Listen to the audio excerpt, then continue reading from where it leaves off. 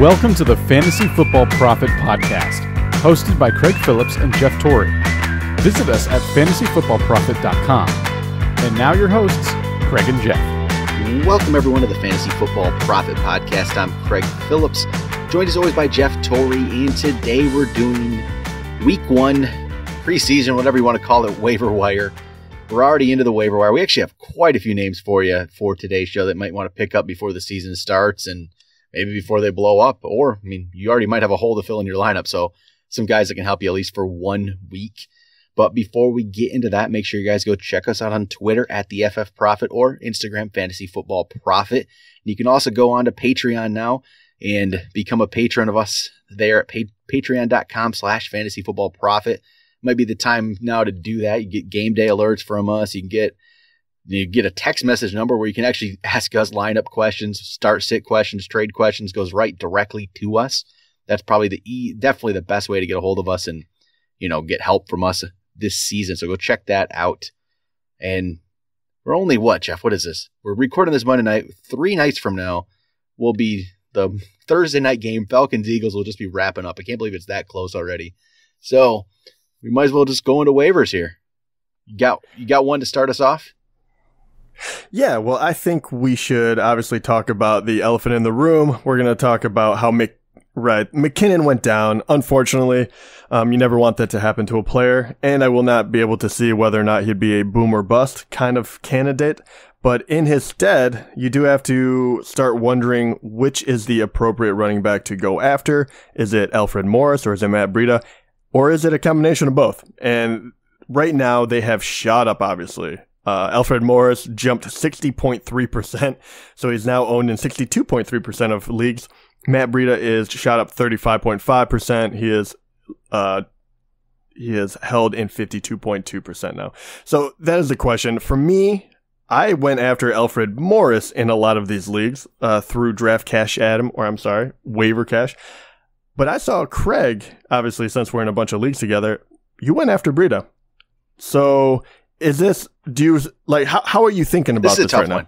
And I'll say, first off, normally, if people haven't listened to us before, normally our cutoff is we go 50% of ESPN leagues. If you're owning 50% or more, we don't talk about you. 50% or less, you're eligible. But obviously, this is a different situation. So, okay, I think Breida's he's the more talented back. I'll say that. I think for sure he's the more talented back. The problem is, I think he's too small to actually be a full workload. So it's going to be split no matter what. And that's the thing. I just think it's going to be very split between Morris and Breida. But I think Breida's a little bit more talented, maybe a little bit more explosive, where his, limited workload will amount to more than Morris's. But Morris is also the safer option, I think. He's pretty much guaranteed. He's going to get touches. They're going to be. He's always been pretty good. He's never been great, but he's always been a very solid running back. And he played for Shanahan before. And this could just, maybe this is like the way they used it. He had it in Atlanta with Freeman and Coleman, that kind of split. I can see it. I think it's going to be a split no matter what. I just think Breida is the more talented back. But I don't know if that'll actually translate into, probably won't translate into more carries. So that's how I'm thinking about it right now. Gotcha. I would agree with you. I do think that both of them are going to be used quite a bit. I personally like Alfred Morris more, especially when you're talking about standard league. You don't throw in the PPR, which definitely skews it a little more towards Breida, depending how you look at it. But I like Morris's ability to kind of already know how to kind of work with the head coach, also to do what is needed in order to move the ball down the field. And I think he's going to get more opportunities in the red zone as a pure rusher. So I lean towards Morris. I think he is the safer route. But to Craig's point, we don't really know what Breida is yet. So if he does break out, he's definitely the higher up value player. But I don't know. I'm going Morris. I'm going pretty heavy on that one. I just think he's a safer pick right now. And I think that if I'm going to gamble on one of them, especially when running back is such an all-time high of a need, I got to go with a guy I think is going to produce either way. And I think he's safer in that regard. So I would go Morris, but I think both will have value. Yep, I do agree with you. The Morris is safer. So that's what, if you need the running back spot, if you need another guy, and you're hurting, I think you go Morris for sure. Yeah. And if you want to just... we'll find that out too, because I did get Morris, you did get Breda, even though I know that you really either way, we just see value, so you got to grab him since McKinnon unfortunately went down. It's hard to say right now, but that's kind of how we're looking. One other transaction news here that happened that I don't know if he's going to make any of our lists. It's Antonio Gates, signed by the Chargers again here. Does he interest you right now? I know a lot of people have put him into the top. I've seen him in the top 15 of tight end ranks already. I mean, right? Yeah, no, I don't feel good about it. I think there's a lot of young tight ends out there that can make that jump. I think Gates, even though he does have the upside of catching touchdowns, we know that is his specialty, especially with him and Rivers. He knows the system. A lot to like there. He is just, he is very old, and even if he does catch a touchdown here, a touchdown there, I'm going to go more of an upside route. I would, there's a couple of tight ends on this list that I'll throw out a little bit later, but I would rather go them than Gates. Yeah, me too. I'm going to stay away from Gates. I'll say that. I'm staying away from him. There are plenty of other options I would look at other than him. Because, it's such touchdown or bust for him. He's really probably not going to do much other than in the red zone. Exactly. And I would be he would definitely show me up if he did all of a sudden catch, 6 balls even for 80 yards and a touchdown.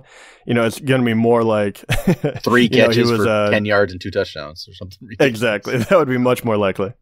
All right. Well, I'm going to go now bring up some players here. I'm going to start off my list, and I'm just going to say I put Mike Williams on it again. And this is the weird thing about the week 1 waivers. Yeah, and it could be the upside plays, for the future, or it could be guys you need this week. So this is more of a upside play and thinking he still could break out. And so I'm going Mike Williams. He's owned in 39.1% of leagues right now.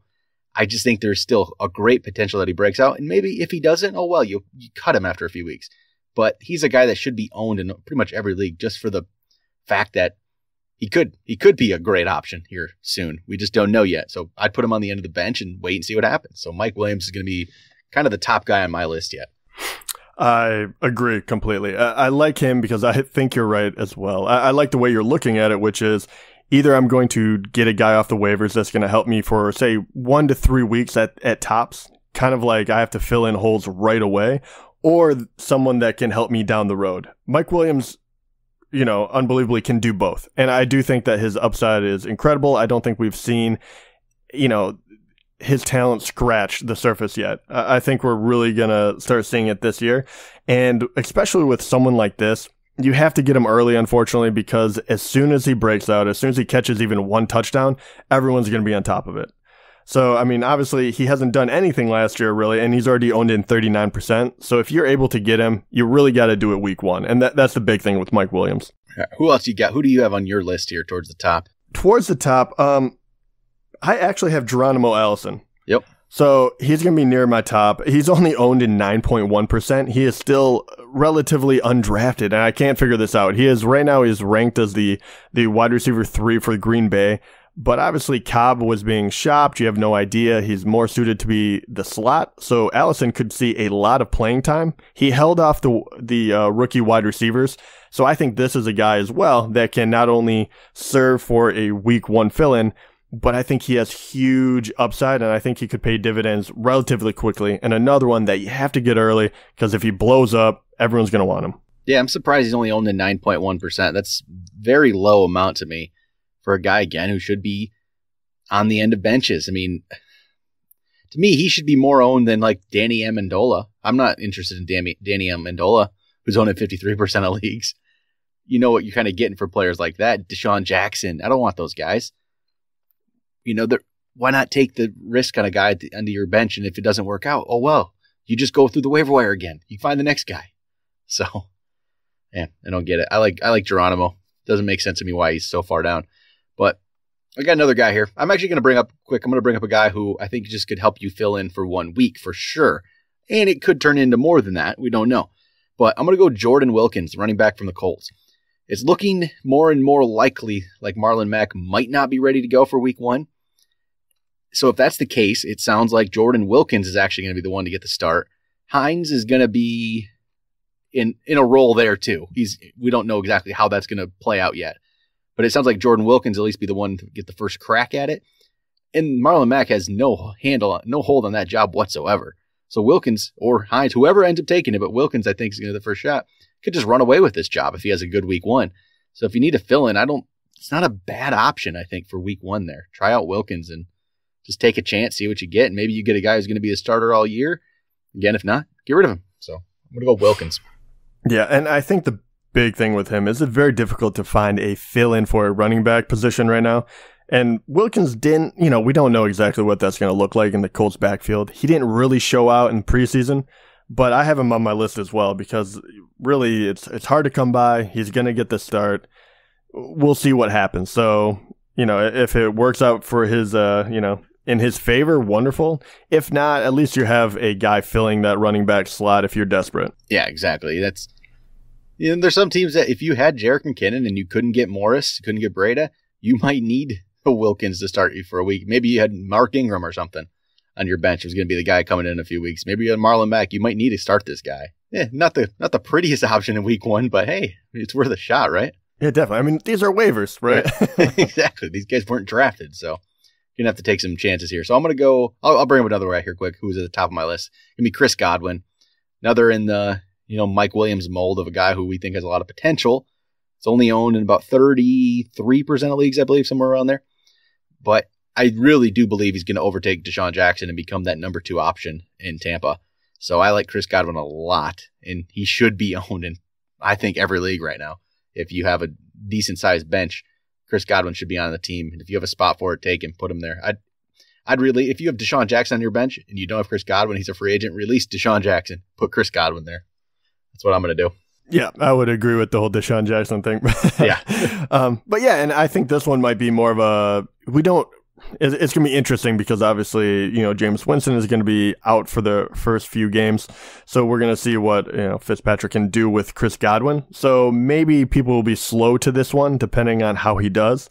But I completely agree. He was a lower end on my list, but he's definitely a guy that I'm watching because I agree with Craig. I think Deshaun, is just at the end of his career, and I think Godwin is on the uptrend. All right, who else do you have on your list for this week? All right, this one is kind of important, but it's going to be a feeler out to see how long you can actually put him. Well, how soon you can put him on your bench, and how long you can leave him there to see if it produces anything. But it's got to be Aaron Jones. He's owned in 41.8% of ESPN leagues, and he's only serving a 2-game suspension, but at the same time, he's giving every chance in the world for someone else to take that starting spot. But I think when he comes back, he will eventually win that back to be the kind of the primary running back. Maybe they'll throw in third down backs or whatever it may be, but I think he is the best option they have at running back. So Aaron Jones, if you pick him up now, or definitely in the first 2 games when he's not playing, I think that's when you have to do it because as soon as he comes back, it's going to be on everyone's radar. You got to get him in the first 2 weeks. So I would pick him up now if you have room. If not, keep an eye on him. But yeah, the thing is, even after 2 games, he's probably going to need another couple in order to get back into good graces, to get back into the playing rotation where he's going to get heavily used. Just know that. So if you're going to get him, you got to give him a few weeks at least in order to get his feet underneath him. Yeah, he made my list as well because I believe I think he's a more talented running back than Jamal Williams is. And I guess we just completely forget about Ty Montgomery, but I don't think Ty Montgomery is going to get that job ever again. He's always going to be used, but he's not going to be a full-time back there. I just think it's going to be Aaron Jones' backfield by the time we get midseason. And I'm going to put him on the end of my bench if I have a chance to do that right now. This is when you can do it, when he's suspended. Yeah, I mean, maybe Jamal Williams looks really good weeks 1 and 2, and Jones never quite gets there, but I think any kind of chance you can get at getting a running back who could end up being a starter, you have to take it. So I'm definitely going to throw Aaron Jones there. All right. I'm going to bring up another name here quick that might not matter at all by the time, Wednesday rolls around, let's even say. I'm going to say James Conner because Yep, exactly. It might not matter, but by the time waivers run for a lot of people, it might. So I think Conner is worth the risk for Bell owners. You need to throw James Conner on your bench right now, just because I'm pretty sure Bell's going to be there. He's just holding this off a little bit more, but you know what? I like to feel a little safe, and I would just feel better if I'm a a Bell owner and Connor's on the end of my bench. I'd feel just slightly better about the situation and not worry so much, because I'm sure he'll be back. I'm sure he's going to be fine, but just has to slightly worry a little bit, doesn't it? Yeah, 100%. You have your best player and that hasn't even shown up to the team yet. So once again, I'm the guy that's been telling you not to worry. He's going to be there. He's going to play. I still believe that. But at the same time, it would be crazy not to have a backup plan, right? Yep. So you have to grab him. And if I'm playing a guy that has Bell on his team, I'm throwing a few bucks out there. I'm trying to steal him just to make sure they don't. Like, in case if it happens, not only can you use him against a person, but they're not going to have anyone to fill that number one running back slot. So I think either way, he should be drafted in a lot of leagues. I'm not saying go crazy on him and spend a lot of, waiver cash or anything like that on him, but you definitely should look into picking him up, especially if you're playing him or you have him. All right. Who's another guy you have on your list then? All right. I just want to go over a quick QB that you can use in the first couple of weeks if you need be. And I know this because I've drafted Wentz in a couple of them. But Tyrod Taylor, he's only owned in 28.7%. People are worried that Baker will take over, whatever it may be. But he has a very good offense that he's doing. He was always a fantasy relevant QB even when he had no one to back him. So Tyrod Taylor for the first couple of weeks is a great pickup to go ahead and fill a void. So keep him in mind. He's on the lower end of my list, but especially if you need a QB, I think he is probably one of the higher rated ones out there, and I really like him. Yeah, I'd say that's a pretty solid one if you're going to be QB streaming for this week. Especially if you're a Wentz owner. I will actually throw out one other guy who, not exciting, but probably has a good matchup. It's going to be Andy Dalton, actually, against the Colts. Colts aren't known for a great defense, so if you're desperate and you're a Wentz owner and there's really not much left, maybe you could take a chance at Dalton. He has big weeks so once in a while. He's known to do that, and he's known to do nothing. But against the bad teams, he usually does pretty decent. I'll say that. Right, and I'm not a Dalton fan by any stretch of the imagination, but I agree. You're going against the Colts. You still have AJ Green. Hopefully Mixon's a little better, and you have John Ross, who looked a little bit better. He has that upside of scoring a long touchdown. So yeah, Dalton has a little upside this week. Yep, and I think I would actually play Dalton over Nick Foles. Foles, he had a good run in the Super Bowl there to the Super Bowl, but he wasn't necessarily great for a lot of that time he took over for Wentz. We just remember the Super Bowl win, but I wouldn't be sold on him. I would agree because you don't know where his weapons are at right now. Exactly. Either. I'd go more Dalton there. So, all right, another guy I'll say, I'm just going to throw out a couple quick names just to lump them together. I got Anthony Miller on my list. I got DJ Moore on my list, 2 rookie receivers who we don't know what they are yet, but I would throw them on the end of my bench, definitely at this point. And they're both owned. Let's see here.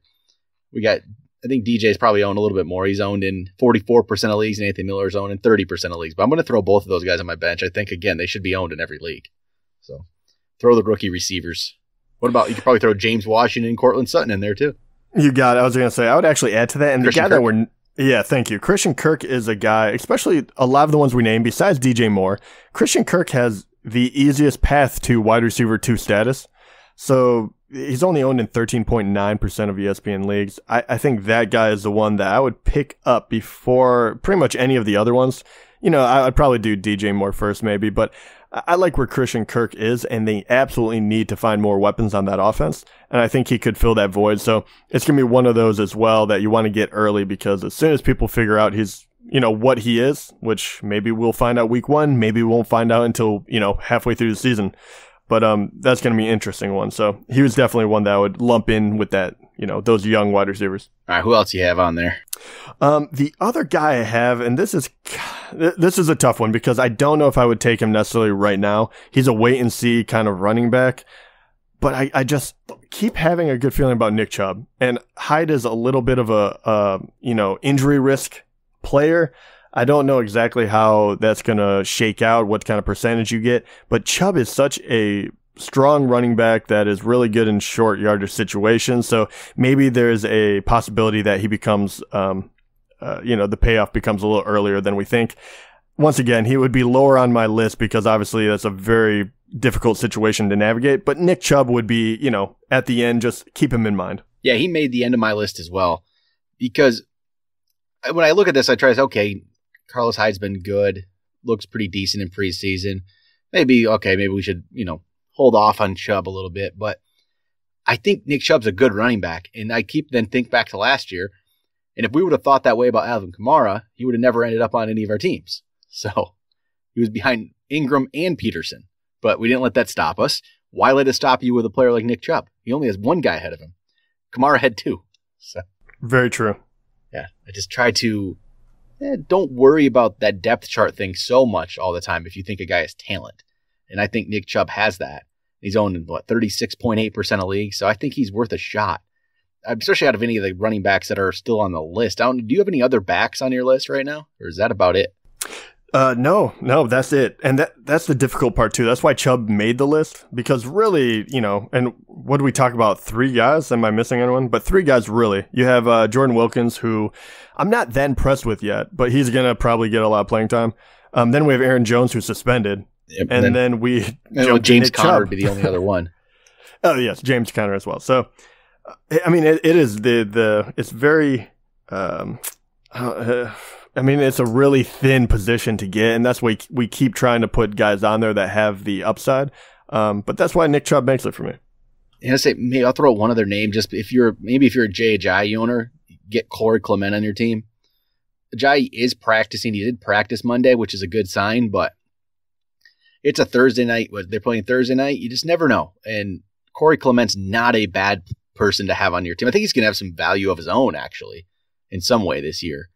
We don't know for sure how that backfield's going to play out yet. So maybe Clement, especially Ajayi owners, throw Clement on the team. So that's probably, there's some other names at running back you could if you wanted to, but I'm not terribly interested in CJ Anderson or like Garrett Blount, who are down there. I think Devontae Booker, I think we know what he is, and it looks like Freeman has passed him up, which we expected to happen.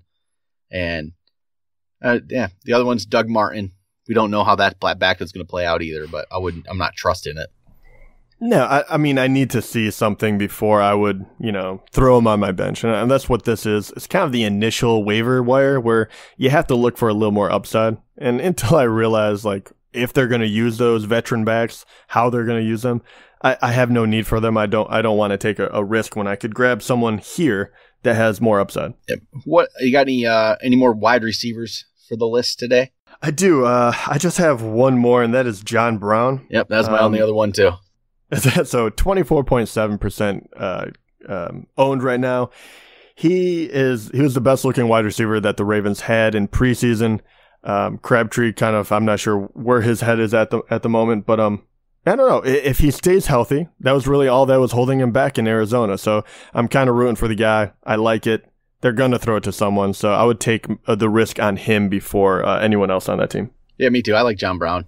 If he can stay healthy, I think he's going to be a really good wide receiver, so take a chance on him. Some other names I could throw out. D.D. Westbrook. I'm always interested in D.D. Westbrook. He's only owned in 9.4% of leagues. Keelan Cole has definitely overtaken him in the minds of all fantasy football owners, with Keelan Cole being owned in 52.8% of leagues. So D.D. Westbrook's kind of an afterthought at this point. So maybe he'll surprise people yet. I don't know. There's still some hope. I like him. And someone's going to catch it. So Someone's going to get a diamond in the rough out there. Quincy Enunwa, still an interesting name.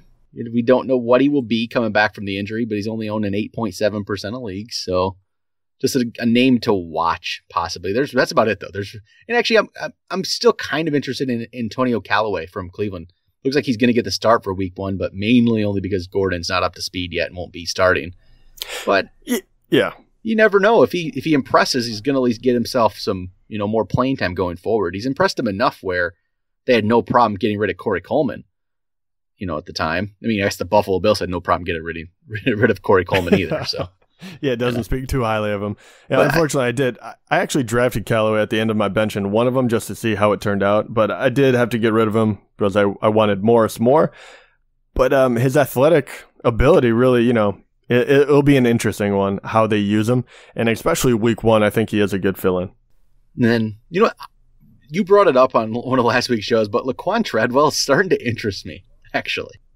It's sticking in your head, isn't it? It is. And for some reason, I'm just watching him. And he's if he wasn't behind Diggs and Thielen, I would be more interested. But they did release Kendall Wright. They didn't keep him on the team because Treadwell's clearly earned that number 3 spot. So it's interesting. Maybe he has stuff going. Maybe he has it all turned around now. Maybe he's going to be right for once. And we just talked about he's extremely young yet. It's hard to believe how young he really is. So I'm a little interested in Treadwell. Probably not going to find his way into many 10-team leagues, probably not even 12-team leagues, but you just watch out for him. Just remember the name. All right, do you have a couple tight ends then to round out the list? Yeah, round it out. Obviously, there's no real injuries when you talk about tight end right now, so I don't know if you have to fill in, but I think a couple of guys that should be owned in a bit more, or George Kittle, for his instance. He got injured. That's the reason why he's not owned in more than 40% of leagues. He's interesting. The only thing about him is he's going against Minnesota. Their defense was very good last year, even against the tight end. So maybe week 1 is not the place for him, but I would keep an eye on him if you're looking for an upside tight end, especially if you got someone near the bottom, where, they're very interchangeable if you want to stream that position. I would be looking at him. The other guy is OJ Howard. I know that people continue to sleep on him, only owned in 19%. Cameron Brate scares people off, and I don't understand why, really. Fitzpatrick is going to be looking for playmakers. He's less of a down the field passer. I think OJ Howard is a perfect fit for him. Once again, he is playing a team that was good against the tight end last year in New Orleans, but I don't know how much that means. That means less to me than, say, Minnesota, because I think Minnesota is still going to be a very good defense. So OJ Howard might be a good fill-in, but just keep those guys in mind if you're looking to stream later on down the road. I'm not quite I don't understand why no one seems to believe in OJ Howard. I don't get it. And why wouldn't you want to take a risk on a rookie or a second-year tight end with this much potential? I just don't feel like tight ends if you're not going to get Gronk, Kelsey, or Ertz, why not just take a big chance later on and have OJ Howard on your team? I'd rather have him than a lot of these other guys that people that are owned in more leagues than him. I just don't get it. How is Austin Hooper, Austin Seferian-Jenkins, Jared Cook, Cameron Brate, Ben Watson, Charles Clay, how are these guys owned in more leagues than OJ Howard? I don't get it. Yeah, no idea. And even worse, Cameron Brate is owned in more. How? I don't get it. I don't either. I feel like that's just taking the non-upside guy. And I get that he was still relatively good last year, but OJ Howard started really eating into his catches. You see how much more athletic OJ Howard is. And I don't know why they keep talking about him as only a blocker and whatever it may be.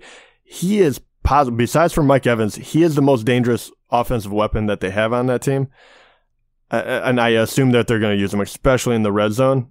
Maybe I'm way off. Maybe I'm not seeing something, but I feel like I'm taking crazy pills because there's no possible way he doesn't make a leap this year. Yeah, I don't get it. I don't get it. So, I'd take a chance on it. I would definitely take a chance on OJ Howard. I think he's going to be pretty decent. I really think maybe he doesn't break out yet, but he's going to at some point. This guy's going to have good weeks. He's too talented not to. So I'd definitely take a chance on him. And then I'll just move over to defense just to say if you're already streaming defenses like I am, started early. There actually, I think, there are a couple options this week, I'd say, for you for team. The Lions, I think, are a pretty solid option going against the Jets and Sam Darnold, who I think is the youngest quarterback ever to start a game here. Youngest rookie quarterback ever to get a start. So being a Lions fan, I just know that means he's going to throw for 4 touchdowns and be the greatest, 21-year-old or whatever to start a game. Yeah, prepare to get your heart broken. But yeah, it's a very good point. We don't know what the Jets are. Super young quarterback. I say we, but the Lions should play well as a defense. I really like that pick. I think that's a great streaming option. And then that's probably, to me, the best one. The Panthers are owned in less than 50%. That's probably a decent one. Dallas, we don't really know what they are right now. We don't know yet with their receiving crew, what they actually can do. We don't know if there's anything there, but Zeke does make that challenging. And then Steelers against Cleveland is always interesting. Cleveland's always the team to go against, but maybe that might be different this year. So I almost hesitate because I think Cleveland's going to be so much better. Yeah, I hesitate on that one. I think, especially you're at Cleveland, everyone is going to be insanely hyped. You have a veteran quarterback. There's no real downside for Cleveland on this one. I don't think, I mean, they were terrible last year, but at the same time, this is practically a brand new offense. I'm not buying into it. And also, the Steelers score a lot, so they're going to get the ball a lot, or they're going to give the ball a lot to Cleveland as well. They'll have a lot of opportunity to score. I would stay away from that one. That's just me. Yeah, I'd go pick up the Lions if you get the chance. I think that's the best option for this week if you're already going that route, which I will be all year. It's the way I usually like to, unless I luck into getting like the Jaguars, like the next Jaguars shows up, Yeah, that would be nice. Yeah, you never know. So I think that'll do it for waivers. It's going to be, I always love waivers, especially there's so many options right now. It's going to change though. Oh yeah. After week 1, it completely changes the landscape. Yep. So we'll either be, actually the sad part is we're probably going to be right on a few of these guys immediately. So you can't put all of them on your bench. You just have to go with your gut, pick out which one you like the most, the matchup, because 1 or 2 of these guys will do well, and then his stock will skyrocket. So we're about to find out who that's going to be. Yep. I'm excited to see what's going to happen. So we'll be back though tomorrow. We'll do some of our week 1 rankings, just kind of how we see it playing out. Not going to probably change too much based off our draft ranks, but I mean, there's going to be some for some different matchups for the week. But then again, we don't really know what to expect from defenses this year. We know a couple teams we think are going to be good, but who really knows? We've got a lot to learn here the next couple weeks, but we'll go over all of that tomorrow. We'll talk to you guys then.